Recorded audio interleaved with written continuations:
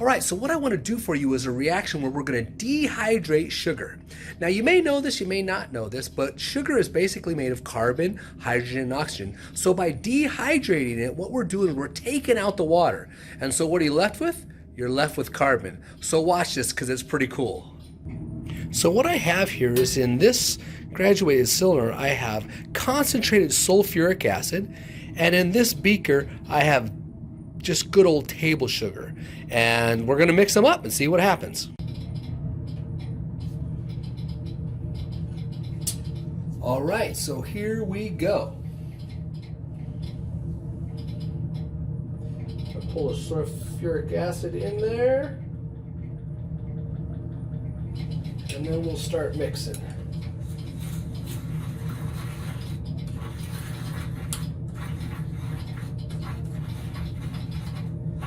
Now you might notice that the sugar is starting to brown a little bit already. Trying to get it all in there. Okay. All right. Let me bring the camera over here so you can see it's getting a lot more than just brown. Now it's turning black, and I believe it's getting close to starting to do its thing.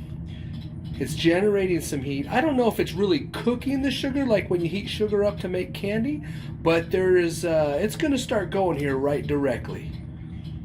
My old chemistry intuition is telling me things are about ready to get crazy. Look at this. Here you go. Look at that. Now that's steam coming off. Remember I said that we were dehydrating the sugar. Look at that. This is a very exothermic reaction. This kind of reminds me of those snakes that you burn on Halloween. Isn't that amazing? So, if you've ever seen charcoal, there you have it, right? This is all carbon, and the steam's coming off. As we said, we're dehydrating the sugar. We're taking the hydrogen and oxygen out, and what's left? Carbon. So that's a big chunk of carbon. Pretty awesome. And this thing is very, very warm. Now, if you could see it, or if you could touch it, if you're curious, it's pretty solid. It's like a solid chunk. A solid chunk of carbon or charcoal.